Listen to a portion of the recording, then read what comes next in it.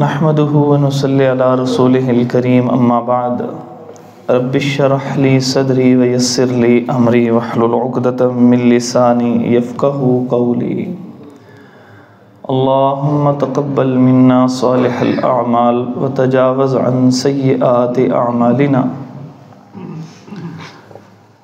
سورۃ الانبیاء اللہ تبارک و تعالیٰ نے اس کا آغاز بڑے ہی ہلا دینے والے انداز سے کیا، فرمایا اقترب للناس حسابهم وهم فی غفلۃ معرضون، لوگوں کا حساب قریب آ گیا ہے اور وہ غفلت میں پڑے ہوئے ہیں۔ اب جو انسان کی زندگی گزر رہی ہے وہ یہی سمجھتا ہے کہ جب کوئی اعلان ہوتا ہے وہ کسی کا اعلان ہوا ہے۔ حضرات ایک ضروری اعلان سماعت فرمائیے، فلاں بن فلاں، فلاں کا بیٹا، فلاں کا بھائی، فلاں کا باپ اس دنیا سے رخصت ہو گیا، انا للہ و انا الیہ راجعون۔ اب سب سے پہلا ہمارا سوال ہوتا ہے کہ جنازہ کتنے بجے؟ لیکن ہمارا یہ تصور کیوں نہیں جاتا کہ ایک دن یہی اعلان ہمارا بھی ہونا ہے، اعلان ہوگا۔ حضرات ایک ضروری اعلان سماعت فرمائیے، محمد سارم، سارے القابات ختم ہو جائیں گے، سیف اللہ کا بیٹا، عثمان کا بھائی اس دنیا سے رخصت ہو گیا ہے۔ ایسے ہی میرا ہوگا، آپ کا بھی ہوگا۔ ہر اعلان پہ تصور کیجئے میرا اور آپ کا اپنا اپنا اعلان ہونے والا ہے۔ تو ایک تو یہ قیامت ہے کہ ہماری زندگی ختم ہوگی، ایک اصل قیامت ہے کہ جو یہ ساری کی ساری زمین ختم ہو جائے گی، زمین پہ زلزلہ ہوگا، ٹکڑوں میں تقسیم ہوگی، پھر وہ فضا میں بکھر جائے گی، ہر چیز تباہ ہو جائے گی۔ اور یہ اتنا خوفناک موضوع ہے، نبی مکرم صلی اللہ علیہ وسلم سے ابو بکر صدیق رضی اللہ تعالیٰ نے کہا تھا آپ کو بوڑھے ہو گئے ہیں، کہا ہاں مجھے یہ صورتوں نے بوڑھا کر دیا۔ کون سی صورتیں؟ سورۃ ہود اور اس کی اخوات، یعنی اس جیسی صورتیں جس میں قیامت کی ہولناکی کا تذکرہ ہے۔ یہ رسول اللہ صلی اللہ علیہ وسلم کی کیفیت تھی۔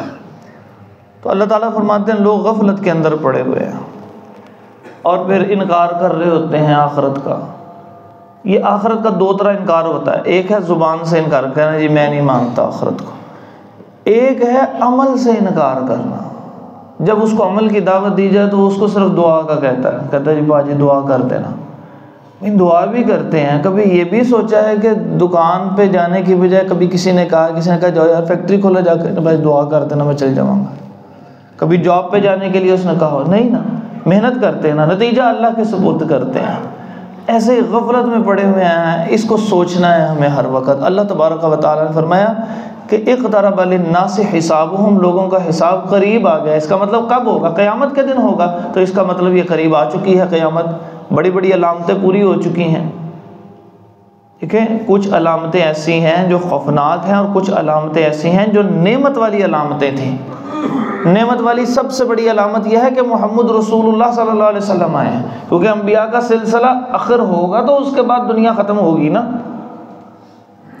تو اسی طرح ایک ایک کر کے علامتیں پوری ہو رہی ہیں۔ وقت گزر گیا، 1450 سال گزر گئے، کتنی علامتیں اور بھی پوری ہو چکی ہیں۔ کسی وقت بھی باقی علامات بھی پوری ہو جائیں گی اور ختم ہو جائے گا دنیا، اور پھر ہم کھڑے ہو جائیں گے اور ہمیں حساب دینا پڑے گا۔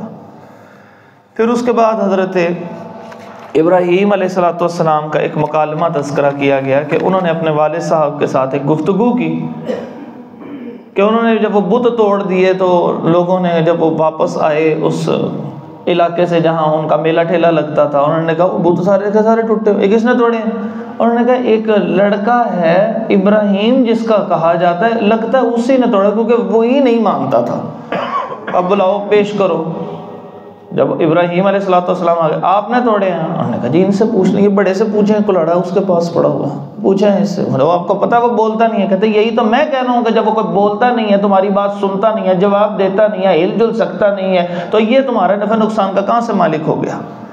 لیکن جب دل بند ہوئے تھے تو انہوں نے کیا کیا؟ انہوں نے حضرت ابراہیم علیہ السلام کے متعلق یہ فیصلہ کیا، انہوں نے کہا کہ ان کو سخت سزا دی جائے، انہوں نے ہمارے بتوں کے ساتھ برا سلوک کیا۔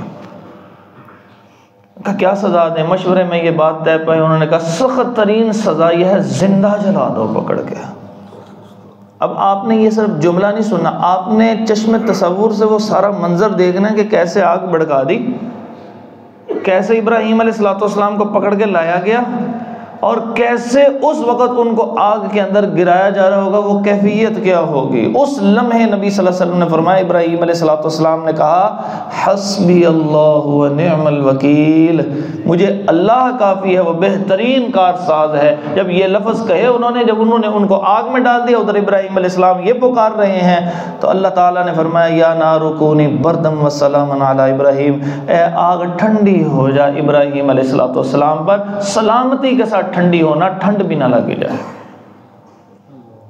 تو آگ ٹھنڈی ہو گئی۔ آگ کی خصلت کس نے پیدا کی؟ اللہ تعالیٰ نے جلانے کی خصلت، دور کون کر سکتا ہے؟ اللہ تعالیٰ۔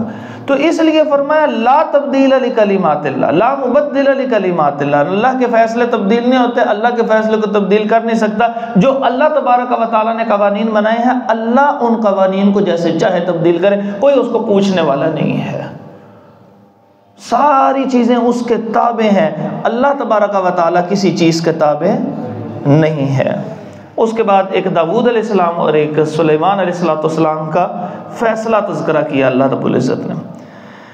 بہت بڑے بادشاہ داؤد علیہ السلام، ان کے پاس ایک فیصلہ آیا، ایک بندہ آیا، اس نے کہا جی میرا انگوروں کا باغ تھا، تو یہ جو میرا بھائی ہے اس کا جو ہے وہ ایک بکریوں کا ریوڑ تھا، اس کا ریوڑ میرے باغ میں داخل ہوا ہے، میری ساری فصل تباہ ہو گئی ہے، میں کتنے جاؤں؟ داؤد علیہ السلام نبی بھی تھے، سپہ سالار بھی تھے، اور داؤد علیہ السلام اس وقت چیف جسٹس بھی تھے، بڑے سمجھدار، زبور بھی اللہ تعالیٰ نے آپ کو عطا کی ہوئی ہے۔ انہوں نے یہ فیصلہ کیا، انہوں نے یہ بات سننے کے بعد فیصلہ کیا کہ اس کا ذریعہ معاش وہ انگور تھا، انگوروں کا باغ، یہ سارا ذریعہ معاش ختم ہو گیا، اور اس کا ذریعہ معاش کیا ہے؟ وہ بکریاں۔ تو انہوں نے کہا اس کے ذریعے معاش نے اس کے ذریعے معاش کو ختم کیا، لہٰذا اس کا تو کوئی قصور نہیں ہے، تو یہ بکریاں اٹھا کے اس کو دے دی۔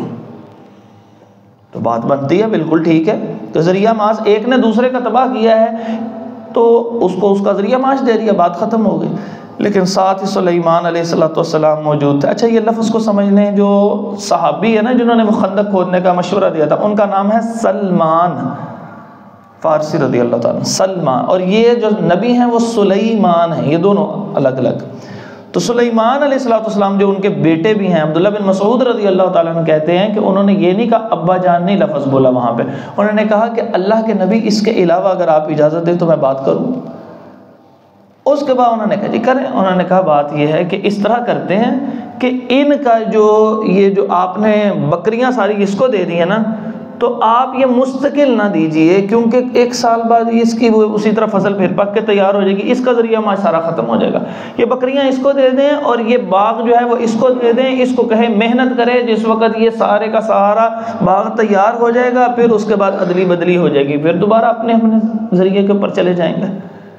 داؤد علیہ السلام کو یہ بات پسند آئی اللہ تبارک و تعالیٰ کے حکم سے، یہ بھی نبی تھے سلیمان علیہ السلام، انہوں نے یہ ان کو بات بتائی۔ اس میں ہمارے لیے ایک رہنمائی ہے، یہ جتنے لوگ ہم فیصلوں میں بیٹھتے ہیں، بڑے بڑے لوگ ہوتے ہیں، چھوٹے بڑے فیصلوں میں، کتنے مارکیٹوں میں اور اس طرح کی جگہوں پہ، اس میں یہ بات یاد رکھیے کہ جب آپ کا کوئی رشتہ دار بھی کیوں نہ ہو، اس کو مخاطب کوئی فیصلہ کر رہا ہو، اس کو اچھے طریقے سے مخاطب کریں۔ یہ نہ کہیں کہ اب جو صدر ہے وہ یا کوئی فیصلہ کرنے والا ہے وہ میرا کوئی رشتہ دار ہے تو میں اس کو بیٹا یا بھائی، نہ، اس کو اس کے رتبے سے اس وقت پکاریں۔ سلیمان علیہ السلام نے کیا کیا تھا؟ رتبے سے پکارا تھا۔ رتبہ دینے سے عزت بڑھتی ہے، کم نہیں ہوتی۔ دوسری بات اس سے معلوم یہ ہوئی کہ آپ سے اگر کوئی فیصلہ ہو گیا، اس سے بہتر اگر کسی نے رائے دے دی ہے تو آپ اس رائے کا احترام کریں۔ یہ نہیں میں فیصلہ میرے کو بولتے پہ۔ یہ جو چھوٹے بچوں کو ہم اپنے گھروں کے اندر نا اٹھا دیتے ہیں نا، اہم مسئلہ مشورہ کرنا ہو، کیا کہتے ہیں بیٹا آپ ذرا باہر چلے جائیں، ہم نے کوئی بڑی اہم بات کرنی ہے۔ ایسا کبھی زندگی میں نہ کیا کریں۔ حضرت داؤد علیہ السلام نے اپنے بیٹے کو بھیجا نہیں تھا کہیں پہ، اس وجہ سے کہ جب کوئی بیچ میں رہتا ہے نا تو سیکھتا ہے۔ جب ہم اپنے بچوں کو اٹھا کے کہہ دیتے ہیں نا کہ بیٹا آپ ذرا باہر چلے جائیں، جب ہم باہر اس کو بھیج دیتے ہیں، اس کا مطلب آپ نے اپنی شفقت سے اس کو محروم کر دیا۔ آپ نہ اس کا مشورہ طلب کریں، نہ کریں، وہ سنے گا نا آپ سے تو آپ کی تربیت میں رہے گا۔ اور اس کے بعد یہاں سے یہ بھی معلوم ہوا کہ یہ جو ادھ پتی، یہ سمجھتے ہیں نا، یہ ادھ پتی پہ فیصلے کر دینا، چلو میرے کو جی کیس آیا، میں گل نہیں سی حل ہوندی پئی، پیسے دینے سارے نے، میں پھر ادھ پتی تے گل مکاتی، میں جوانی دواتی، یہ سارا حرام ہے، ناجائز کام کیا۔ جب فیصلے کی بات جب بیٹھے نا آپ منصب پہ، فیصلے کے اوپر، قضا کے منصب پہ بات کریں صحیح۔ جب قضا سے ہٹ کے آپ بات کر رہے ہیں، مشورہ دے رہے ہیں، پھر آپ مشورہ دے سکتے ہیں۔ رسول اللہ صلی اللہ علیہ وسلم نا اندر موجود ہیں، تو مسجد میں نا دو صحابی آئے اور وہ ایک نا دوسرے سے تقاضا کر رہے، بڑے سخت لفظ میں ہو گئے، کوئی دیر ہو گئی ہوگی پیسہ نہیں دیا، انہوں نے کہا میرے پیسے دے دو۔ اب وہ آواز بلند ہوئی تو نبی علیہ السلام باہر نکلے، آپ صلی اللہ علیہ وسلم نے دیکھا کہ یہ کیا ہو رہا ہے۔ آپ صلی اللہ علیہ وسلم نے محسوس کیا کہ ایک بندہ دوسرے سے سخت انداز سے تقاضا کر رہا ہے پیسوں کا، تو آپ صلی اللہ علیہ وسلم نے اس کو نا ایسے آدھا اشارہ کر دیا، مشورہ دیا اس کو کہ بھئی اس طرح کرو، جتنے پیسے لینے تم آدھے لے لو، تو مشورہ دیا ہے نبی علیہ السلام نے۔ آپ صلی اللہ علیہ وسلم نے فیصلہ نہیں فرمایا، جب وہ فیصلے کے لیے آتے فیصلہ پورے کا پورا کرنا تھا، تو جب آپ مشورے کی منصب کے اوپر ہو نا تو اس وقت آپ مشورہ دے دیں کہ یار چھوڑ دو، اگلا بھی ختم ہو گیا، لیکن جس وقت آپ فیصلہ کرنے بیٹھے نا اس وقت ایک اتنی سی بات ادھر سے ادھر نہیں ہوگی، ورنہ نقصان ہوگا، کل اللہ کو جواب دے رہے۔ وَإِذَا حَكَمْتُمْ بَيْنَ النَّاسِ أَن تَحْكُمُوا بِالْعَدْلِ۔ اس کے بعد جی اسی سے ہمیں عام زندگی کا ایک بہت بڑا مسئلہ حل ہوتا ہے۔ وہ کیا ہے کہ جب بچے بڑے ہو جاتے ہیں، اپنے اپنے خاندانوں اور گھروں والے ہو جاتے ہیں، اس وقت جب باپ کے پاس فیصلہ آتا ہے بچوں کے اختلاف کا، تو اس لمحے باپ کا دل کرتا ہے یہ سارے ہمیشہ ملیں۔ تو جب فیصلے سے پہلے آپ ان کو ملانے کی کوشش کریں، بیٹا آپ کا بھائی ہے، یہ آپ کا بڑا ہے، یہ آپ کا چھوٹا، کرتے رہے، لیکن جب وہ آ کے کہیں نا نہیں جی تسی دسو ہن گل کیڑی صحیح ہے، پھر اس وقت درست فیصلہ کیجیے۔ وہاں پہ یہ نہیں دیکھنا کہ یہ میرا بچہ ہے، یہ چھوٹا ہے، یہ بڑا ہے، آپ کا ہی خاندان ہے، لیکن آپ کا ان بچوں سے زیادہ پیار اللہ تعالیٰ سے ہونا چاہیے اور اس کے حکم کی پابندی کرنی چاہیے، اور فیصلے سے پہلے ان کے اندر صلح صفائی کرائیں کہ معاف کر دو، کوئی بات نہیں ہے، دنیا کا مال دنیا میں رہ جانا ہے، ایک دوسرے کے ساتھ تحمل سے رہو۔ لیکن اگر وہ اصرار کریں دونوں کو تو نہیں ابھی فیصلہ کرو، تو پھر فیصلہ کس سے کریں گے؟ عدل کے ساتھ کریں۔ اس کے بعد اللہ تبارک و تعالیٰ نے ایوب علیہ السلام کا تذکرہ کیا، شدید بیماری کے ایام، اور حدیث میں آتا ہے 18 سال تکلیف میں کاٹے ہیں، اور 18 سال تکلیف میں کاٹنے کے بعد انہوں نے اپنے اللہ سے دعا کی۔ اب جو کوئی بیمار ہے وہ یہ دعا کرے، امید ہے اس کی بیماری ختم ہو جائے گی۔ کہنے لگے رب انی مسنی الضر وانت ارحم الراحمین، اے اللہ مجھے تکلیف پہنچی ہے تو بڑا ہی رحم کرنے والا ہے۔ میں اس کا ایک مفہومی ترجمہ ایک کرتا ہوں، میں کہتا ہوں ربی انی مسنی الضر، کہنا لفظی ترجمہ ہے کہ یا اللہ اے میرے رب پروردگار مجھے تکلیف پہنچی ہے، تو میں کہتا ہوتا ہوں جس کو درد ہو رہی ہو نا کہ اللہ مجھے بڑی تکلیف ہو رہی، مجھے بڑی درد ہو رہی، مجھے ایسا لگتا ہے جیسے اس کا ترجمہ مفہوم تھا اللہ مجھے بڑی درد ہو رہی، مجھے بڑی تکلیف، بڑی پریشانی ہے، وانت ارحم الراحمین۔ ہم کہتے ہیں نا میرا کچھ کر لو، مجھے بڑی درد ہو رہی ہے، تو آپ اللہ تعالیٰ سے کہیے جیسے ایوب علیہ السلام نے کہا، اللہ تعالیٰ نے ان کو شفا عطا فرما دی۔ اس کے بعد اللہ تعالیٰ نے جو یونس علیہ السلام ہیں ان کا تذکرہ کیا کہ یہ ساری کی ساری جو پریشانیاں ان سے نکالنے کا ایک ہی واحد ذریعہ ہے، اور وہ کون ہے؟ اللہ تبارک و تعالیٰ کی ذات۔ بس ایوب علیہ السلام پریشان ہوئے، انہوں نے کس کو پکارا؟ اللہ کو، وہ کسی اور کے پاس تو نہیں گئے۔ اور یہ یونس علیہ السلام مچھلی کے پیٹ میں ہیں، اس وقت انہوں نے کیا کہا؟ انہوں نے کہا لا الہ الا انت سبحانک، آگے کیا؟ انی کنت من الظالمین۔ کیا ترجمہ ہے اس کا؟ لا الہ الا انت، اللہ کوئی معبود نہیں ماں سوائے اللہ تیرے، تو ہی پاک ہے اللہ، میں ظلم کرنے والوں میں سے ہوں۔ یہ نبی کہہ رہے ہیں، آپ سوچ لیں، اللہ کے سامنے سرنڈر کرتے ہیں، چونکہ چنانچہ اگرچہ مگر یا اللہ میرے نال کیتی پھر میں گل کیتی ہے نا، یہ نہیں کبھی بھی کہنا کہ نہیں بس میرے سے غلطی ہو گئی۔ وہ آدم علیہ السلام کی دعا میں بھی یہی تھا نا، ربنا ظلمنا انفسنا، یہاں پہ بھی انی کنت من الظالمین۔ تو یہ الفاظ دیکھیں، حضرت ابوبکر صدیق رضی اللہ تعالی عنہ کو دعا سکھائی رسول اللہ صلی اللہ علیہ وسلم نے، اس کے اندر بھی انی ظلمت ظلما کثیرا، اس کے اندر بھی یہی ہے کہ یا اللہ میں نے بہت ظلم کرے۔ کیا ظلم کیا آپ اندازہ لگائیں؟ اللہ کے سامنے ہمیشہ جا کے ایسے سرنڈر کر دیتے، یا اللہ بس۔ آپ نماز میں نہیں دیکھتے نماز کیسے شروع کرتے، کہاں ہاتھ کر دیتے ہیں؟ ایسے کر دیتے ہیں نا، یا اللہ ہینڈز اپ ہو چکے ہیں، میں خالی ہاتھ آیا ہوں تیرے پاس، اور میں ہاتھ باندھ کے کھڑا ہو گیا ہوں میرے مولا، میں تو مجرم ہوں، میں تو تیری تعریف کر رہا ہوں، اب میرے سے کھڑا نہیں ہوا گیا، میں تیرے آگے جھک گیا ہوں۔ ایسے پھر تعریف کرتے ہوئے کھڑے ہوئے، کہا نہیں مولا میں تو اتنا بھی کھڑے ہونے کے قابل نہیں ہوں، یہ پیشانی اٹھا کے زمین پہ لگا دی، بار بار زمین پہ لگائی، 2 دفعہ سجدہ کیا، یا اللہ یہ میری اوقات ہے۔ اس طرح اللہ کے سامنے سرنڈر کرنا ہے، پھر اللہ تبارک و تعالیٰ بھی معافی عطا فرما دے۔ اس کے بعد اس کے اندر ایک بڑی پیاری آیت ہے. آپ سب کو آیت آتی ہوگی, ایک بندہ بھی یہاں ایسا نہیں ہے جس کو آیت نہیں آتی. وہ ہے وما ارسلناک الا رحمۃ للعالمین. رسول میٹھا ہو جاتا ہے, منہ ہی میٹھا ہو جاتا ہے رسول اللہ صلی اللہ علیہ وسلم کا. ساری دنیا کا مال خرچ کر لیں, آپ اپنے نبی کا چہرہ نہیں دیکھ سکتے. اور قیامت کا دن ہو اور محمد رسول اللہ صلی اللہ علیہ وسلم کے ہاتھوں سے اللہ رب العزت وہ حوض کوثر سے وہ جام کوثر نصیب فرما دے, اور میں 50,000 پیالے پڑے ہوں گے سونا چاندی کے یا غالباً چاندی کے, تو اس میں سے اللہ کے رسول اللہ صلی اللہ علیہ وسلم ایسے پلا رہے ہوں گے. ایک صحابی نے بے قرار ہو کے کہا کہ میں آپ کو کہاں تلاش کروں, اتنی اربوں کی آبادی ہے, 7.5 ارب کے قریب تو اب آبادی ہے, تو اسی طرح آپ 100 سال بعد اتنی دوبارہ آ جائے گی, پھر آئے گی, تو اتنی آبادی میں حضور صلی اللہ علیہ وسلم سے پیار سے کہہ رہے ہیں میں آپ کو کہاں تلاش کروں گا. نبی صلی اللہ علیہ وسلم نے یہاں پہ یہ 3 موقع ذکر کیے تھے. کہا کہ جس وقت وہ نامہ اعمال, اور جس وقت جو ہے وہ جو پل صراط کے اوپر, اور یا پھر تیسری جگہ جو ہے فرمایا کہ وہ حوض کوثر کے اوپر. دعا کیجئے کہیں ہماری بھی حضور سے ملاقات ہو جائے اور ہم بھی وہاں جا کے ان سے بات کر سکیں. بے قرار ہیں یہ آنکھیں کہ اپنے نبی کا دیدار کر سکیں, براہ راست ان کی خوبصورت آواز کو سن سکیں, اور آپ صلی اللہ علیہ وسلم سے ہاتھ ملا کے یہ لمس بھی محسوس کر سکیں کہ رسول اللہ صلی اللہ علیہ وسلم کے ہاتھ مبارک کیسے تھے.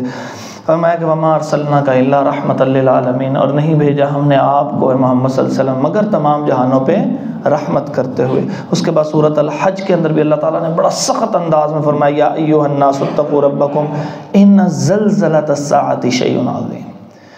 اے لوگو اپنے رب سے ڈرو, کیونکہ جو ان زلزلۃ الساعۃ شیء عظیم, یہ جو زلزلہ ہوگا نا قیامت کا, یہ بہت بڑی چیز ہے. آئے میں آپ کو بتا ہی دیتا ہوں کیسے زلزلہ ہوگا.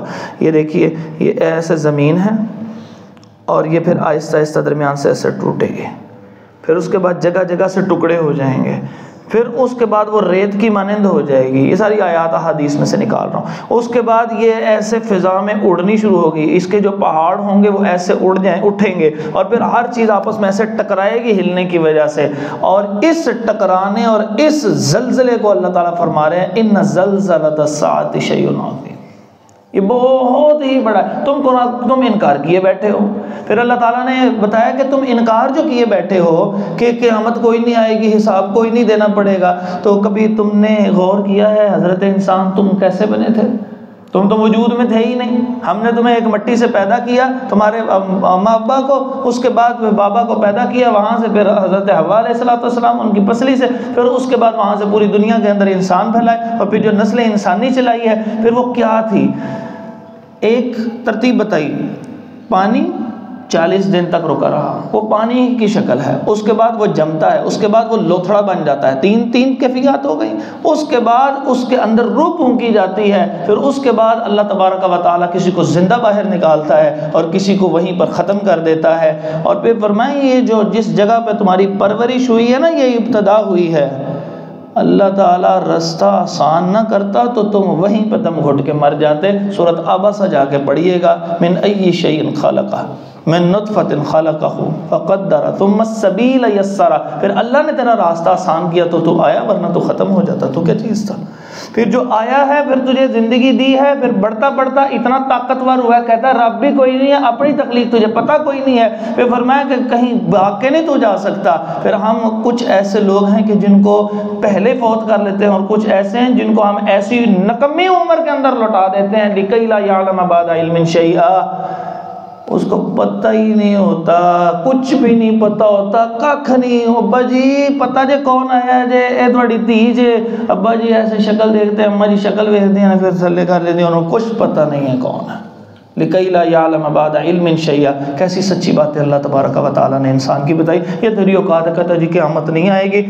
پھر اس کے بعد اللہ تبارک و تعالیٰ نے بتایا کہ والبدن, یہ جو بڑے بڑے بدن والے جانور ہیں اس وجہ سے ان کو بدن کہا جاتا ہے. والبدن جعلناہا لکم من شعائر اللہ. یہ اللہ تعالیٰ کی بڑی بڑی نشانیاں ہیں. کیا نشانیاں؟ نشانیاں یہ ہیں کہ یہ کوئی انسان تو بنا نہیں سکتا, پھر ان کو تو کوئی تابع بھی نہیں کر سکتا.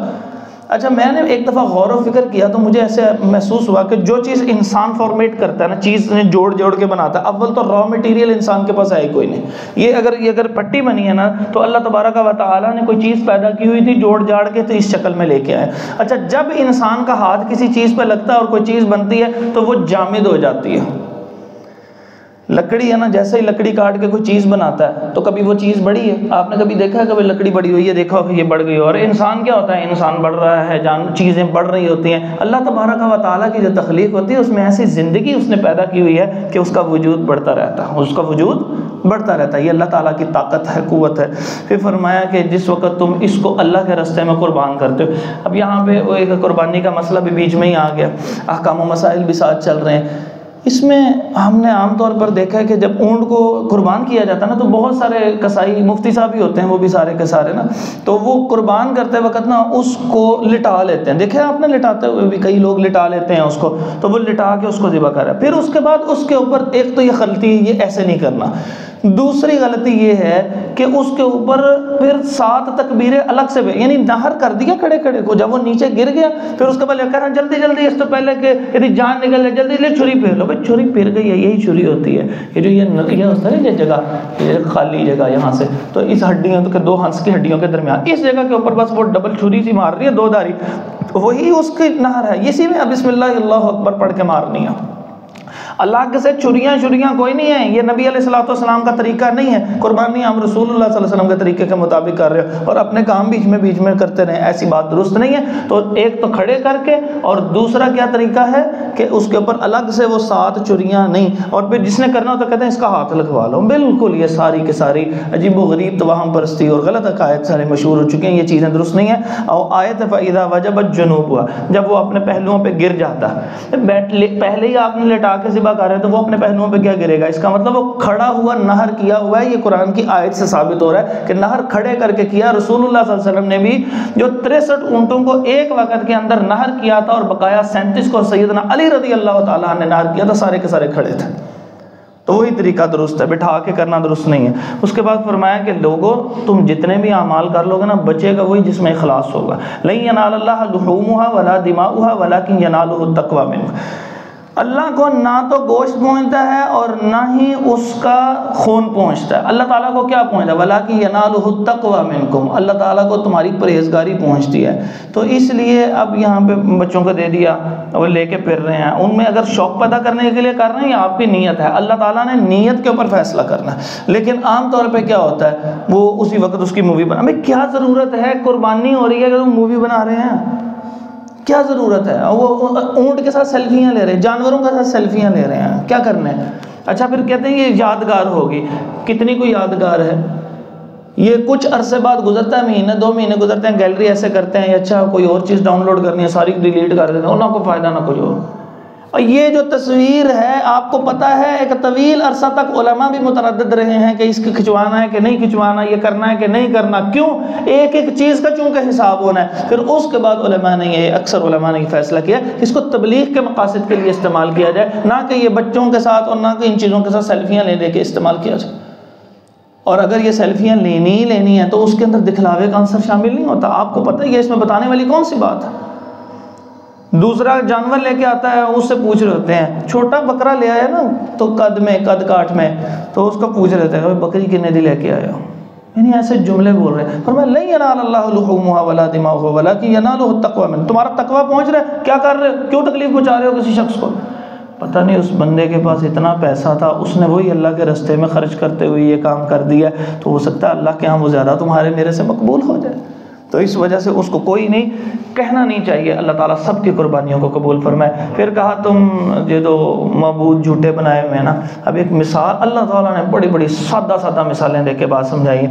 کہا دیکھو یہ جو بت ہے نا، ان کے آگے تم نے نظر و نیاز رکھی ہوئی ہے، تو اس کے آگے کوئی چیز پڑی ہوئی ہے، ایک مکھی آتی ہے اس کے اوپر بیٹھتی ہے اور وہاں سے کوئی چیز نکالتی ہے اور چلی جاتی ہے. تم میں اتنی طاقت نہیں ہے، تمہارے اس معبود کے اندر اتنی طاقت نہیں ہے جس کے سامنے سے مکھی وہ سامان اٹھا کے کوئی کھانا لے کے جا رہی ہے، ایک نقطے برابر بھی ہے، تم اس سے واپس نہیں لا سکتے. تو یہ تو تمہارا حال ہے، تمہارے معبودوں کا حال ہے، اور کہتے ہو یہ تمہیں نفع نقصان دیں گے.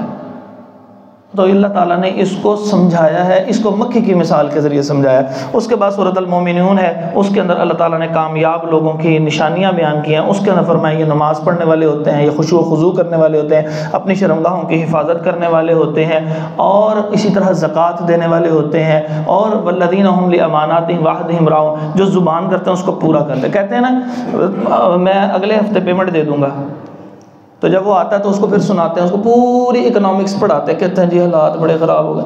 کیا آپ اس سے پہلے، اس وقت کے آنے سے پہلے معذرت کریں اگر آپ کے پاس موجود نہیں ہے؟ اور ایمان والا کیا ہوتا ہے؟ ایمان والا اپنے وعدے کی پابندی کرتا ہے، جو زبان سے بات نکل جائے اس کو پورا کرتا ہے۔ رسول اللہ صلی اللہ علیہ وسلم نے یہ جملہ کر دیا، طے کر دیا، کہا کہ جو ہم میں سے حدیبیہ کے موقع پہ نا، صلح حدیبیہ کے میں فرمایا جو بندہ آپ کے علاقے سے مسلمان ہو کے ہمارے پاس آئے گا ہم اس کو واپس کر دیں گے، اور جو ہماری طرف سے آئے گا نہ واپس کرنا۔ بات طے ہو گئی۔ اسی اسنا میں ابو جندل رضی اللہ تعالیٰ عنہ آئے اور انہوں نے کہا جی مجھے لے جائیں۔ ابھی تو ایگریمنٹ سٹارٹ نہیں ہوا، لیکن چونکہ زبان ہو گئی تھی، زبان کی اہمیت کا اندازہ لگائیے، چونکہ زبان ہو گئی ہے تو وہ آپ صلی اللہ علیہ وسلم نے فرمایا ٹھیک ہے ان کو واپس لے جاؤ، کیونکہ جب زبان ہو گئی تو اس کا پورا کرنا پڑے۔ آپ کو میں نے وہ بتایا تھا کہ جس میں کہا تھا کہ والغارمین، کہ جو مقروض ہوتا ہے نا، جس کو چٹی پڑ جاتی ہے، ایک تو وہ ہے نا جو اپنی ذات کے لیے قرضہ ہے، ایک وہ ہے جو ضمانت دی ہے، اور ضمانت تو میں نے کہا تھا کہ زکوٰۃ کے پیسے سے چاہے ضمانت کا پورا کر کے دے، کہا تھا تو کیوں پورا کر کے دو؟ کہ مسلمان ہے بھائی، اس نے ایک زبان دے دی ہے، اب وہ نہیں جو بندہ اگلا دے سک رہا، چاہے بھاگ گیا ہے چاہے مجبور ہے، آپ نے تو زبان دی ہے نا، آپ کی کوئی اہمیت ہے اللہ کے ہاں، لہٰذا آپ اس کو کیا کرو؟ زکوٰۃ سے چاہے پوری کرو۔ تو زبان کی اتنی اہمیت ہے، تو اس لیے فرمایا کہ والذین هم لاماناتهم وعہدهم راعون، امانتیں بھی پوری دھیان سے، اس میں بھی خیانت کوئی نہیں، اور وعدے بھی پورے کرتے ہیں۔ اس لیے جب کسی کو کہہ دینا جی میں وعدہ ہے میں فلاں ٹائم پیمنٹ دوں گا فلاں، تو پورے اہتمام سے چیز موجود ہو تو یہ بات کیا کریں، ورنہ یہ بات نہیں ہے کہ بعد میں اینڈ پہ کہتے ہیں کوئی نہیں کاروبار سے وعدے کٹی ہو جاتی ہے، نہیں، شرمندگی قائم رہے کہ کیوں ہوئی ہے ایسی بات۔ اور امانت، جب آپ کو کوئی پیسہ پکڑائے تو ذرا کرم اس پیسے میں سے نوٹ بھی تبدیل نہ کیا کریں، مت کیا کریں، پھر آپ دیکھیے کہ اللہ تعالیٰ کی رحمت آئے گی۔ بہت ساری یہ جو غبن ہوتے ہیں نا مختلف اداروں میں، آپ کے علم میں ہوگا مختلف جگہوں پہ، تو غبن کی وجہ کیا ہوتی ہے؟ یہاں سے سارا فنڈ اکٹھا ہوا، پیسہ اکٹھا ہوا، اس کے بعد ادھر استعمال کر لیا، ادھر استعمال کر لیا، کہتے ہیں جی فلاں جگہ سے آئے گا تو میں دے دوں گا۔ کیوں بھائی؟ یہ جو مدارس کے اندر اکٹھا کرتے ہیں وہ اکیلا سائڈ پہ رکھے، قطعاً اس کے اندر سے اجازت نہیں ہے استعمال کرنے کی۔ امانت کے اندر خیانت نہ کریں، خیانت کریں گے تو کامیاب لوگوں کی نشانی کوئی نہیں۔ اس کے بعد سورۃ النور میں جو بات بیان ہوئی، سورۃ النور کا بنیادی مرکزی موضوع ہے معاشرتی آداب، کہ آپ نے رہنا کیسے۔ اس میں چند ایک باتیں دیکھیں، جس وقت رہتے ہیں نا آپ، تو آپ کو گھروں کے اندر کسی کے آنا جانا پڑتا ہے، تو جب گھروں میں آنا جانا پڑتا ہے تو کہا اجازت لے کے اندر داخل ہو، ایک بات۔ دوسری بات، بغیر اجازت کے اپنے گھر میں صرف داخل ہو سکتے ہیں، کسی کے گھر میں نہیں داخل ہو۔ اگر کوئی گھر میں نہیں رہتا تب بھی آپ داخل نہیں ہو سکتے۔ بچے ہوتے ہیں نا کھیل رہے ہیں تو بال کسی کے گھر میں گر گئی ہے، ہمسایہ گھر نہیں ہے تو چھت ٹپ کے گئے تھے جا کے بال، یہ ناجائز اور حرام ہے۔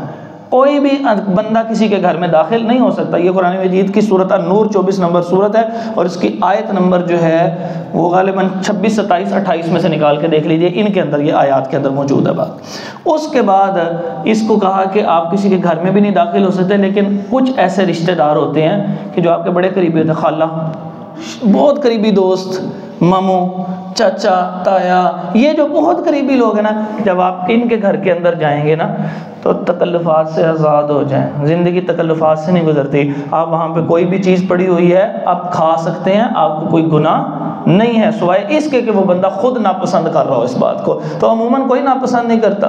اسی وجہ سے جب کوئی جاتا ہے نا تو اس کو پہلے 36 دفعہ کہنا پڑتا ہے بھائی جان کچھ لے لے، کچھ لے لے، کچھ۔ پھر آپ کسی اور جگہ مہمان گئے ہیں تو چلیں وہ تھوڑی بہت ایسی بات ہو گئی، تو اپنے ہی خالہ کے گھر جا رہے ہیں تب بھی مہمان ایسے بنے ہوئے ہیں کہ وہ بیچارے جو ہے وہ خالہ ہی ڈال کے چیزیں دے رہے ہیں۔ بالکل نہیں، آپ اس کے گھر سے ویسے بھی کھا سکتے ہیں، بلا اجازت بھی کھا سکتے ہیں۔ اجازت تو رب نے دے دی ہے، اجازت کی کیا ضرورت ہے؟ یعنی یہ محبت ڈیولپ کی جا رہی ہے، ایسا پیار ڈیولپ کیا جا رہا ہے کہ اتنی محبت ہو، نہ کہ نفرتیں پال کے بیٹھے ہو۔ اس کے بعد ایسے ہی معاشرتی احکام کے اندر انسان کا انٹریکشن ہوتا ہے کسی غیر محرم عورت کے ساتھ، غیر محرم عورت کے لیے وہ غیر محرم مرد کے ساتھ انٹریکشن ہوتا ہے، یعنی آپس میں ملاقات۔ تو کہا جب یہ کوئی ایسی بات ہو رہی ہے تو اے نبی علیہ الصلوۃ والسلام کہہ دیجئے ایمان والے مردوں سے کہ ان کو کہ اپنی نگاہوں کو نیچا کر لیں۔ اور عورتوں سے کہیں ابھی اپنی نگاہوں کو نیچا کر لیں. جس وقت کوئی ایسی صورتحال ہو جائے کہ جو انوائڈیبل سچویشن ہوتی ہے یعنی جس سے آپ فرار نہیں ہو سکتے, تو وہاں پہ کہیں کہ اپنی نگاہوں کو نیچا کر لیجئے. اب جب نگاہوں کو نیچا کرنے کا حکم ہے, ذرا موبائل دکھائیے گا, تو یہ ایک ایسا بڑا فتنہ ہے ظالم کہ اس کے اندر نگاہیں نیچی نہیں ہوتی, منہ بھی نیچے ہو کے تو دیکھنا شروع کر دیتے ہیں اور تلاش کر رہے ہوتے ہیں. نبی علیہ الصلوۃ والسلام کی ایک حدیث سماعت کر لیجیے. آپ صلی اللہ علیہ وسلم نے فرمایا قیامت کے دن بڑے بڑے نیکیوں کے پہاڑ جو لوگ لے کر آئیں گے, ان نیکیوں کو ہباء منصورہ ایسے فضا میں اڑا دیا جائے گا, ساری نیکیاں تباہ ہو گئی. پوچھا اللہ کے نبی صلی اللہ علیہ وسلم وہ کیسے؟ آپ صلی اللہ علیہ وسلم نے فرمایا کہ لوگوں کے سامنے بڑے نیک بنے پھرتے تھے, اور جب تنہائی ہوتی تھی اللہ تعالیٰ کی حرام کردہ چیزوں کو ان کا ارتکاب کر لیا کرتے تھے. دعا کرے اللہ تعالیٰ جو ہے وہ ہماری جلوت اور خلوت دونوں ہی محفوظ فرما دے. یہ بڑی خطرناک بیماری ہے, بڑی خطرناک ہے, تو لہٰذا اللہ تعالیٰ سے جب دعا کریں گے اللہ تعالیٰ ہی محفوظ کر سکتا, کوئی اور ذات نہیں بچا سکتی. اس کے بعد اس کے اندر ذکر ہوا کہ اگر کوئی بندہ انتہا کو پہنچ گیا ہے اور خرابی کر لیا ہے تو اس کی دو صورتیں ہیں. پہلی صورت یہ ہے کہ وہ غیر شادی شدہ ہے اور بدکاری کر بیٹھا ہے, ایک وہ ہے کہ جو شادی شدہ ہے بدکاری کر بیٹھا ہے. تو جو غیر شادی شدہ ہے یا شادی شدہ ہے, پہلے اس کو 100 کوڑے لگیں گے, موطا امام مالک کی حدیث ہے, دونوں کو 100 کوڑے اس کو 100 کوڑے اس کو. اسی 100 کوڑے کا تذکرہ یہاں پہ بھی کیا گیا. اب جو غیر شادی شدہ ہے اس کو 100 کوڑے لگانے کے بعد 1 سال کے لیے جلا وطن کر دیا جائے گا اور آئسولیٹ کر دیا جائے گا, پناہ کر دو. جس طرح کہتے ہیں نا کورونا میں اس کو پیچھے کر دو, اس سے کسی اور کا بھی ماننا نہیں ہے. اتنا گندے دماغ کا آدمی, اس کو 1 سال کے لیے علاقے سے نکال دو, اس کے ماں باپ بہن بھائیوں سے دور کر دو, اس کو تنہا کر دو تاکہ اس کی گندگی کسی اور کو منتقل نہ ہو سکے. کیونکہ یاد رکھیے کہ جو گندگی آنکھ کی اور زبان کی کسی اور کو منتقل ہو جاتی ہے, ایسی گندی اچھوت ہے نا, وہ ساری زندگی جان نہیں چھوڑتی اس سے. اسی لیے صحبت کے اثرات ہوتے, کہیں گندی صحبت والے کو پناہ کر دو. اور دوسرے بندے سے کہا گیا اس کو 100 کوڑے, اب اس کو رجم کیا جائے گا. اس کے اوپر اعتراض کرتے کہتے لو جی رجم کی سزا تو قرآن میں نہیں ہے. بھائی کس نے کہا قرآن میں نہیں ہے؟ قرآن میں سب سے پہلے تو یہ اطیع اللہ و اطیع الرسول, اللہ کی اطاعت کرو, اس کے رسول صلی اللہ علیہ وسلم کی اطاعت کرو. جب انہوں نے اس کو نافذ کیا تو سب سے زیادہ قرآن جانتا کون ہے؟ جی کون جانتا ہے سب سے زیادہ؟ اللہ تعالیٰ کے نبی صلی اللہ علیہ وسلم ہی جانتے ہیں نا, انہی کی ذمہ داری ہے نا. تو جب انہوں نے اس کا نفاذ کیا ہے کہ رجم کیا ہے, تو اس کا مطلب کہ یہ پھر سزا ہے. اور دوسری بات یہ ہے کہ میں نے موطا امام مالک کی حدیث بتائی ہے کہ اس کے اندر بھی پہلوں کو 200 کوڑے مارے جائیں گے, اور پھر اس کے بعد ایک کو جلا وطن کر دیا جائے گا, اور جو شادی شدہ ہوگا اس کو رجم کیا جائے گا. اگر کوئی 4 گواہ لانے ضروری ہیں, اگر 4 گواہ سے کم ہوگا تو اس کے اوپر سزا ہوگی کہ کیوں کم تھا. اگر اللہ تعالیٰ نے اس کو پردہ ڈالا ہوا تو سب کے سامنے اس کو کیوں اظہار کیا, اس کو ویسے سمجھایا جا سکتا تھا. پھر اس کے اندر وہ واقعہ ذکر ہے کہ سیدہ عائشہ کے اوپر تہمت لگ گئی, اور اس تہمت کے بعد سیدہ عائشہ رضی اللہ تعالی عنہا کی اللہ تعالیٰ نے برات بیان کی. یہ آخری بات ہے, اس جملے کو توجہ سے سماعت کیجئے. اللہ تعالیٰ نے اس ساری بات کے بعد تذکرہ کیا لا تحسبوه شرا لکم, اس کو برا نہ خیال کریں. مطلب اتنی بڑی تہمت لگی ہے نبی کے گھر میں, اللہ تعالیٰ کہہ رہے ہیں اس کو برا خیال نہ کرو, یہ بہتری ہے. کیا مطلب بہتری ہے؟ بہتری یہ ہے کہ قیامت تک جتنے افراد آئیں گے قرآن پڑھیں گے, سیدہ کی پاکیزگی اس کے اندر بیان ہوئی ہے. اللہ تعالیٰ کو پتا تھا نا کہ کچھ لوگ آئیں گے جو سیدہ کے خلاف ہوں گے, پتہ لگ رہا ہے نا, کچھ لوگ آئیں گے جو سیدہ عائشہ کی پاک دامنی کے اوپر قیامت تک انگلیاں اٹھاتے رہیں گے. رب نے بھی پھر قیامت تک کے لیے قرآن کے اندر ان کی پاک دامنی بیان کر دی. اس لیے کہا ایسا نہ محسوس کرو کہ یہ بری ہے, بلکہ یہ محسوس کرو کہ یہ تمہارے لیے بہتر ہے. اللہ تبارک و تعالیٰ کی طرف سے کوئی آزمائش آ جائے تو یہ نہ خیال کہ میرا ہی کار لبا سی, بیماریاں جان ہی نہیں چھڑ دیاں, جے او دن نہیں رہے تو اے بھی نہیں جان دے. ایسے جملے مت کہا کرے, بلکہ یہ کہا کرے اللہ تبارک و تعالیٰ نے جو چیز بھیجی ہے اللہ اس آزمائش میں پورا کر دے, اس آزمائش کو جلدی ختم کر دے. اور اگر آزمائش پوری ہو گئی اور ہم اس میں کامیاب ہو گئے تو پھر اللہ تبارک و تعالیٰ چیزیں بھی بڑی بڑی عطا فرمائیں گے. اور جب کسی کے گھر میں جاؤ تو 3 اوقات میں نہ جائیں. کون سا وقت ہے؟ آپ نے فجر سے پہلے نہیں کبھی جانا, اللہ تعالیٰ نے قرآن میں فرمایا. اور دوسرا آپ نے کبھی عشاء کے بعد, یہ حکم ہے. اب دیکھ لیں ہمارے ہاں سارے کا سارا معاشرہ ہی آوے کا آوائی بگڑا ہوا ہے۔ اور پھر میں کہ ظہر کے وقت میں کہ جس وقت انسان آرام کر رہا ہوتا ہے تو کوشش کیا کریں یہ نہ ہو کہ 10-11 بجے دکانوں سے فیکٹریوں سے آئیں، جو کھانا شانا کھانے کے بعد 10-11 بجے 10 بجے 10:30 بجے خصوصاً گرمیوں میں، تو اب چلو پھر کسی رشتہ دار کی طرف چلتے ہیں، پھر وہ کہتے ہیں ہمارے پاس ٹائم کون سا ہے؟ بھائی ٹائم نکال لیں، رشتہ دار ہیں وہ آپ کے، آپ نے ان سے ملاقات کرنی ہے تو اللہ کے حکم کی نافرمانی تو نہ کریں۔ پھر وہ بیٹھے رہیں گے 1 بجے تک، محبت کی باتیں تو ہوں گی، محبت ڈیولپ ہو جائے گی، فجر کی نماز جاری گی تو پھر اللہ بھی ناراض ہو جائے گا۔ تو یہ وہ اوقات ہے، اللہ تبارک و تعالیٰ آپ کے وقت کے اندر خوب برکت عطا فرمائے۔ جو یہاں پہ وقت آپ کا نیند کا ختم ہوا ہے، جو آپ اب جا کے آرام کریں گے، اللہ تبارک و تعالیٰ اس میں ایسی برکت عطا فرمائے کہ اس کی آپ کی ساری تھکاوٹیں دور ہو جائیں، اور جو وقت آپ نے دیا قرآن کو سیکھنے کے لیے، اس کے عوض میں اللہ آپ کو دنیا اور آخرت کی ساری بھلائیاں عطا فرما دے، آپ کی نسلوں پہ رحم فرما دے۔ اقول قولی ھذا استغفر اللہ لی ولکم ولجمیع المسلمین۔